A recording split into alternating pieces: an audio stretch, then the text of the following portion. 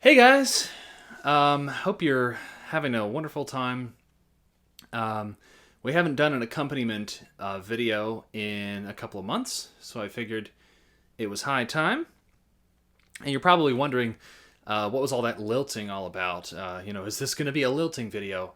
No, but in order to demonstrate accompaniment, I kind of needed to supply the melody myself. So for the demonstrations, if I'm playing guitar, I'm going to lilt the tune. If I play piano, I can sort of get away with playing left and right separately. But anyway, so that tune was a tune that I really love. It's called The Maids of Mount Kisco. I was playing it there in D minor. It's usually in A minor, but I shifted it to suit my vocal range. So anyway, the topic of today's video is going to be rhythm. So last time we talked all about harmony, vertical, horizontal, diagonal, every which way, dissected it up and down and backwards and forwards. And I think that, I do a lot of music theory on this site. So I wanted to dive into something different, which is just focus on rhythm. So completely ignore the chord choices for the moment and just do an entire episode on rhythm. And in particular, I thought it would probably be good to focus on reels. So I think we'll take the Maids of Mount Kisco as an example, but really everything we're going to learn in this lesson you could apply to any reel. So it's kind of just like you can take any random example reel and practice these techniques to it. So the goal of this lesson is to learn a couple of different kinds of rhythms that sound good with reels, and to learn what to keep in mind and what to practice for your rhythmic feel when you're accompanying a reel. And I'm intending this for a couple of, any instrument. Piano, I know some of you play the piano, some of you play the guitar, a couple of you play like bouzouki or mandolin or octave mandolin. So I'm kind of intending this for all of those. Unfortunately, I don't play harp, but I don't think any of you do either. So I'll try to do a little bit of demoing on the piano as well as the guitar to kind of give you a little of both worlds. So let's launch right into it. The very first thing that I think all of you probably already know, but it bears repeating, is that the most important thing is that you lock your eighth notes in with the melody player. So in a reel, 1, 2, 3, 4, 1, 2, 3, 4. It's typically thought of as being in a fast 4/4 rather than 1, a 2, a 3, and a 4. And so if we think of it as being 1, 2, 3, 4, yup, then the primary notes that are being played are mostly eighth notes. 1 and 2 and 3 and 4 and 1 and 2. Now, I'll just say real quickly, sometimes it actually can be nice to think of reels as being in that bigger beat. So 1E and a 2E and a 3E and a 4. Pardon me. In which case, those small melody notes become 16th notes. Right? So that would be 4/4 with 16th notes filled in. But that can be a little bit hard on the eyes when you're sight reading the tune. So oftentimes when they write it out, they usually do eighth notes in 4/4, which generates twice as many measures. Another technique actually that you could use would be to write it in 2/2. And that mathematically is the same exact thing as 4/4. The difference is just the emphasis. So instead of 1 and 2 and 3 and 4 and 1 and 2 and 3 and 4, and it just becomes 1E and a 2E and a 1E and a 2E and a 1E and a 2E and a... But those are eighth notes. So those are 4 eighth notes to a half note. So anyway, all of that stuff will come into play later. But no matter what time signature you're thinking of it in, you need to lock in that smallest subdivision that's present in the tune with the melody player. And in a reel, that's going to be what I'm going to call eighth notes for this video. So duppa duppa deepa duppa duppa duppa deep. So for example, let's do Maids of Mount Kisco that we were doing in the little preview there.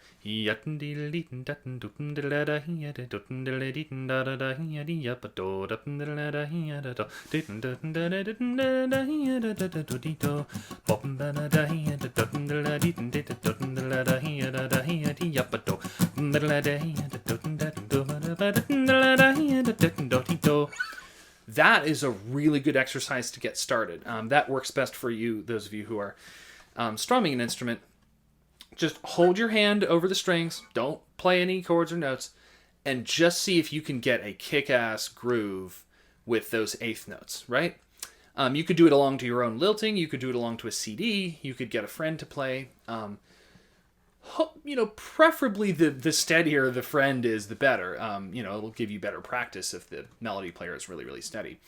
Although, I have found that it can be kind of an interesting and fun and productive challenge to play along with somebody who's not actually that steady, to try to, work within the bounds of what they're doing, maybe rushing, dragging a little bit, to actually just make them sound as good as they can sound.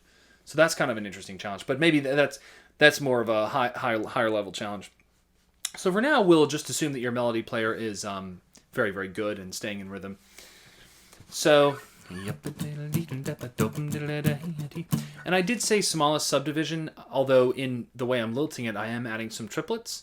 Well, they're not actually triplets, but really they're 16th notes, but they come in groups of 3. Right? You don't need to worry about that. That level, that subdivision, I would consider to be ornamental, not fundamental. So I would not worry about that level. And then say you were playing piano.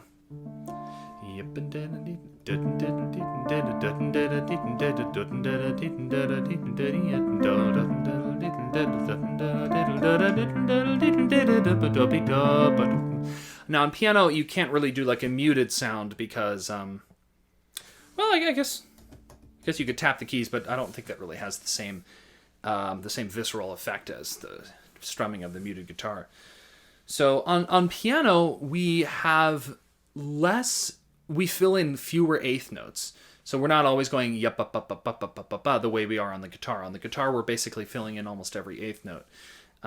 But at the same time, it's a really good exercise to fill in all the eighth notes on the piano, even having said that. So there's a couple different ways. You can arpeggiate a chord, or you could even go, almost like Bach style.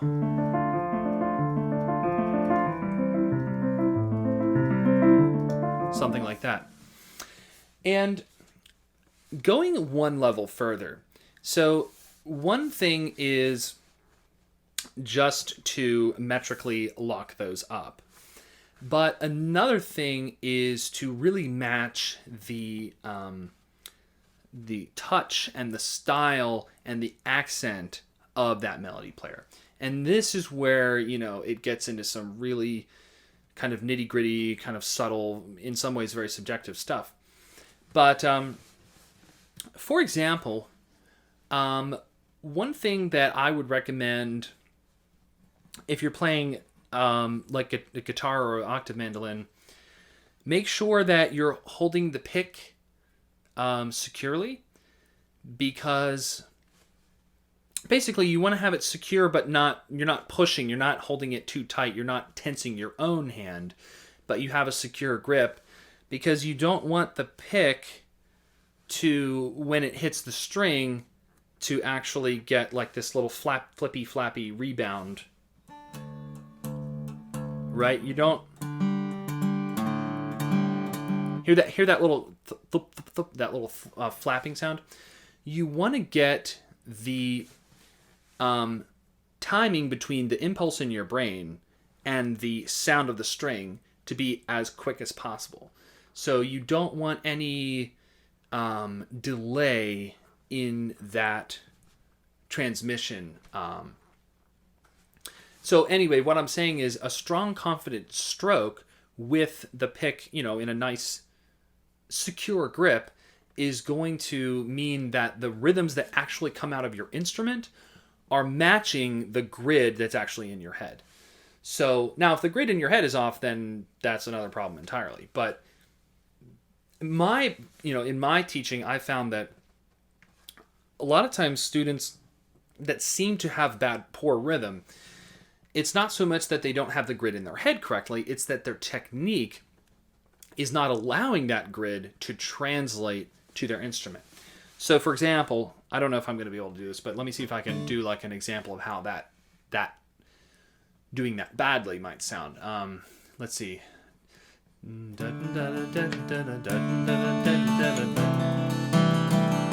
So I'm holding the pick a little bit more loosely, and it's just a little messy when it translates to the guitar. Sometimes the pick is hitting two strings when I meant to hit one. Sometimes it's a bit late. The upstrokes sound different than the downstrokes. It's just not very clean. So what you want to do, and strive for that perpendicular angle. So some people, I think, especially of a certain personality, will... So instead of having the pick pointing straight into the guitar like this, they will angle it thusly to get a more of a gentle approach. And that's fine for certain things, but when you're strumming both ways, that's not going to work, because then you're giving yourself extra work if you have to go this way and that way and this way and that way. Instead, for speed and accuracy and confidence, you want to get straight and straight, straight and straight, right? So...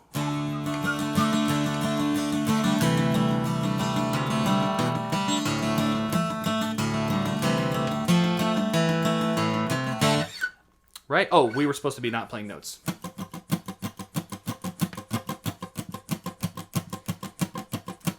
I would recommend, for those of you who play the fretted instruments, I would totally recommend you to do that exact thing right there and listen very, very carefully.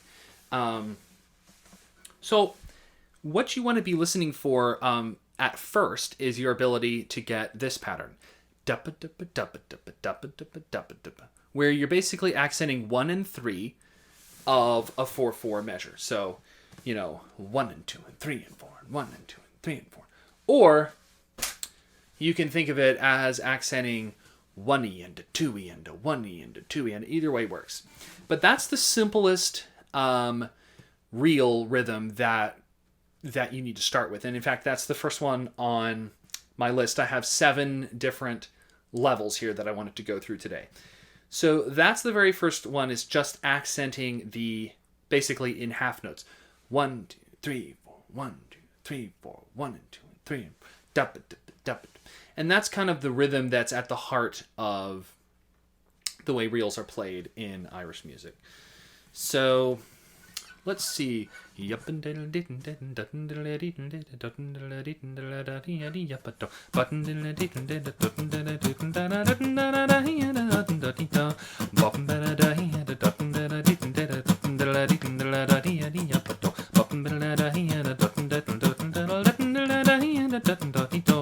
Right? One thing to listen for in that is the way your upstrokes sound, because it's relatively easy to get your downstrokes to line up with the melody player. But what's harder is to get your upstrokes to be lined up perfectly, but not too intrusive in terms of their volume or their accenting. So if you start to hit those too loud, it'll start to sound syncopated, right? See, at this point, you don't even know where the beat is, right? It's too frenetic. So you want to get those to be light, delicate, perfectly in time, but not too intrusive, right?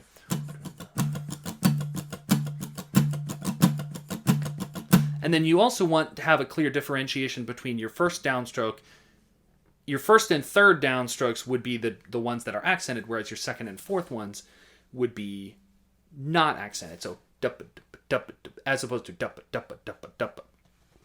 right? I mean, the that you can do that. I mean, there's nothing wrong with that. But for this particular exercise, it's the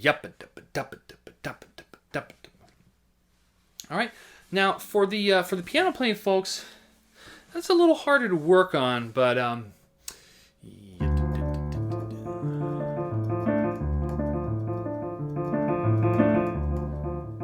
you could have like a moving bass line like that for practicing like 1 5 octave 5 1, and then take a little chord and just go boop bap boop boop bap boop boop bap boop in the right hand, or like we did earlier,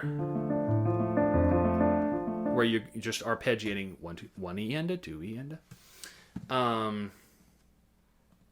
So, and then of course for piano, I think it's also would be a good idea to actually just practice some quarter notes actually. So because I think on the piano, because you don't settle into this actual like repetitive back and forth motion, you have like a variety of different kinds of motions. Then I think that you typically end up playing less complex rhythms on the piano usually. Well, no, sorry, not less complex, but less dense. So you don't, like we said earlier, you don't fill in all the eighth notes. So on the piano, it might be a good idea to,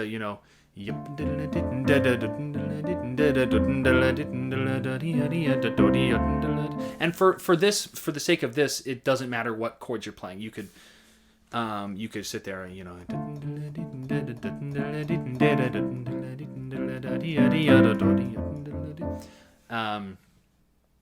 and or another thing I just thought of would be to, now this would be quite challenging though, but I think it would be a good practice, would be to put the right hand all on the ands of the beats and the left hand on all the quarter notes. So, see that? Now that's hard. Even I was messing that up.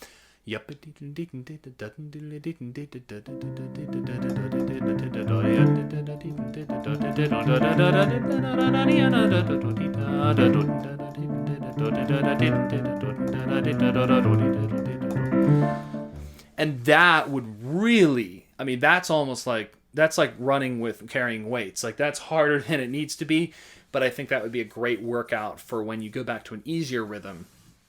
You would have that really good sense of right? So anyway, all about locking into the grid. And before we move on, I wanted to mention one other idea that I have sketched down on my little notebook here. I wrote, listen, don't think. So I think that, ironically, I think that when you're actually playing, don't think too hard. Don't try to, what did my teacher say? Or remember, like, what time signature is this? Or I don't know what I'm doing. Don't think so much. Just listen. Because, most Irish tunes, most rhythms are pretty simple. I mean, you have the musical training and awareness and sort of capacity to understand them fully if you just listen. It's not like jazz where you need to study some sort of crazy polyrhythm to even participate. It's a lot simpler. So a lot of times it's just a matter of listen very closely to the melody player and try to get a sense for what kind of feel they have. For example, some melody players are very downbeat based. So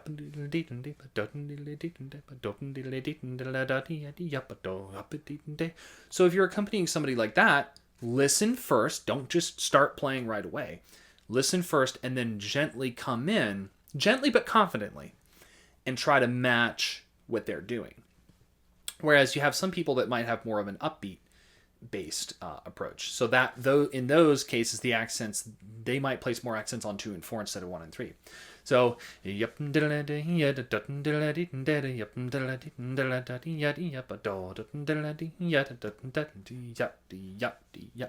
that goes along with the boom chick style of the piano.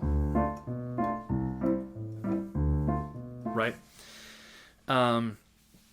And then, of course, once you've matched that player, once you know what they're doing, you have a good idea of what they're doing, you can do the opposite thing, and often that complements really well, right? So, for example, check it out.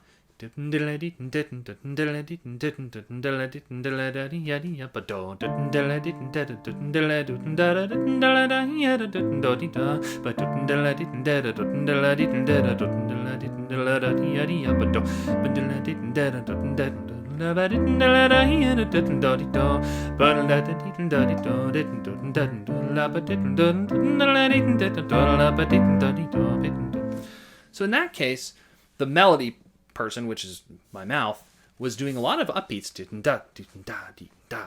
kind of that really bouncy kind of sound. But then my accompaniment, I played all quarter notes, da dee da da do da da dee, right?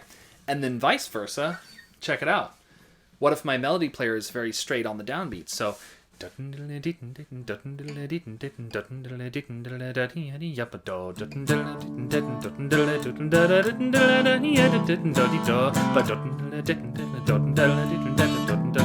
hard to do both at the same time. My goodness. But you get the idea. So the guitar came in and provided that nice backbeat or upbeat, as we say. So listen, right? Listen first. Then, once you have a really good lock on exactly what this person's doing, and you know that your eighth notes are locked in, then start thinking about some cool trick or plan you have up your sleeve. But first, just listen. Before you do any fancy chords, before you do any syncopations, before you do anything, just make sure you're perfectly locked in. That's something that I've learned over the years, that kind of takes a while to learn. Another thing to listen for, before we go into I have a set of 7 different rhythms I want to work on. Another thing to listen for is just the degree of swing that the person is playing with. And so today we're talking mostly about reels. This will very much be something to listen for with hornpipes and jigs. I mean, those are extremely variable with the degree of swing that they have. Whereas reels are fairly standard, but the slower the reel is, the more variance there might be. And I think that makes sense, because if you imagine having to play a reel, I mean, even if you're trying to swing it, like, what are you going to do? It's just so fast that you don't even really have the mental capacity to figure out how that would even sound. So as you approach light speed or what have you, the differences just become so minute that they pretty much disappear. The same thing happens in jazz as well. So for example, if a lot of people think that jazz universally has this triplet swing, bop do doop da bop do boop da bop do doop de doop do doop, and that is true for certain like swing songs. But when you get into when you study jazz, you actually learn that some of the best and most well-regarded jazz players, what they do is they actually juxtapose that strong triplety feel with a more straight eighth note feel. So you might have an underlying groove,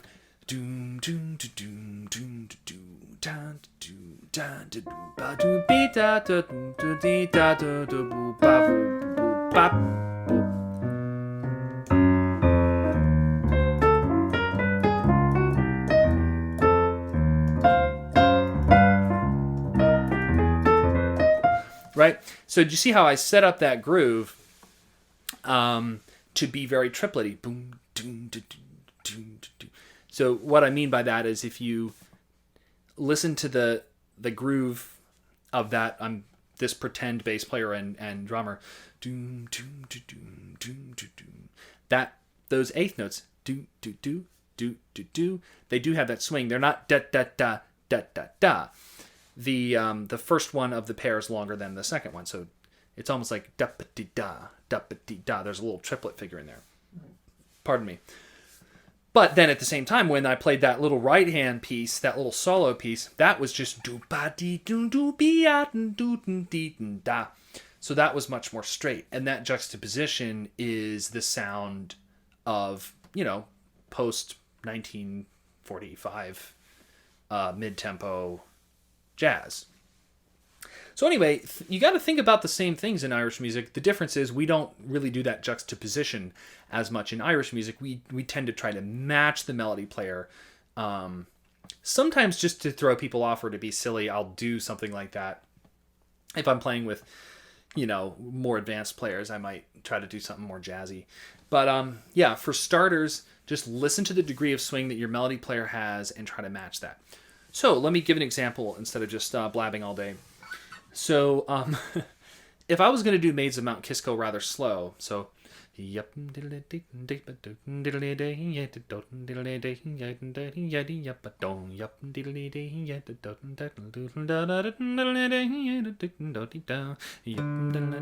wasn't in key.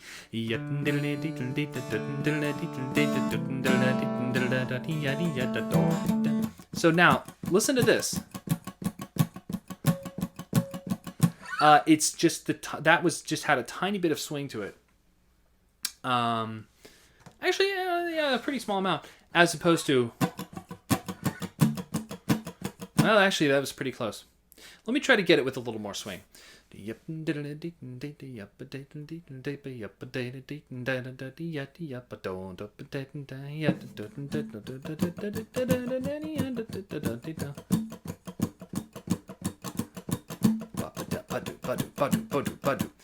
Now, okay, so here's where it gets really interesting, and this is something that you learn when you study jazz as well.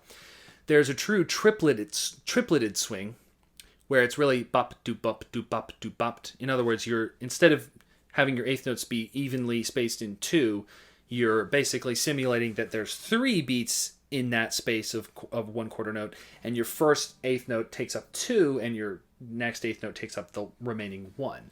So that's a 2-to-1 ratio instead of a 1-to-1 ratio. Or 2/3, 1/3, you can think of it that way. But there are other kinds of swing, and this is what confuses a lot of people. A lot of people think, swing means only ever that 2/3, 1/3 thing. No, I mean, a swing, you can generate a swing by just accenting. So, for example,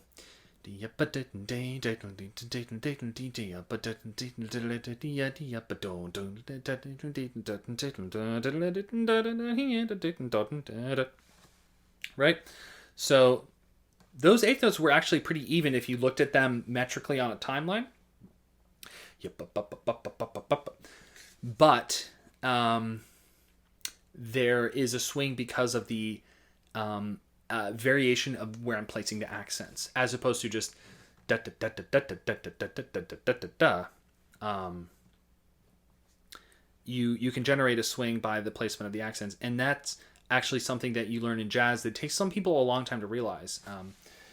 For example, let me just play a quick example. I'll play like a little segment where I'm doing the tripleted swing in my right hand, and you're going to see that it sounds a little hokey.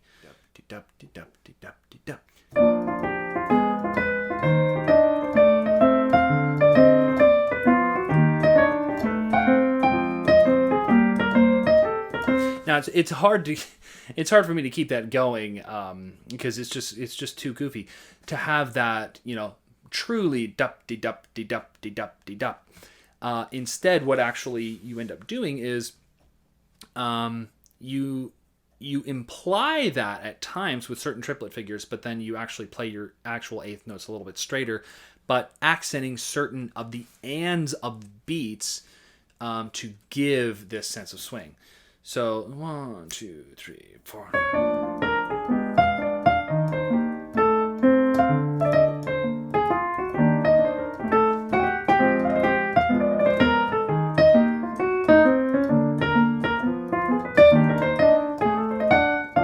So boop da da, hear those triplets, yappa doo doo, ba boop doo da. So that sets up the doom doom doom doom. But then the other eighth notes do ba doo boop dee ya boop beep were a little more straight.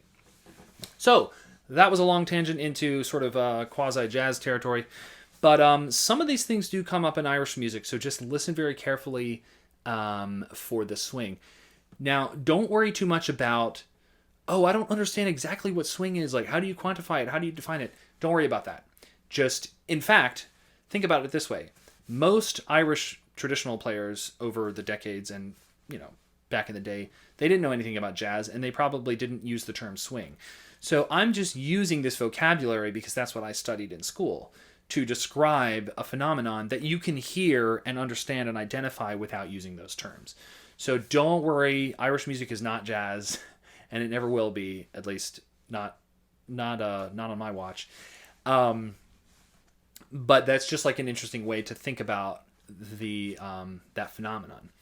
But the main difference is that jazz juxtaposes two different feels, whereas Irish music will typically, everyone will try to match the same feel at the same time. So, all of that being said, let's go through a couple of sample rhythms that you can use to accompany a reel.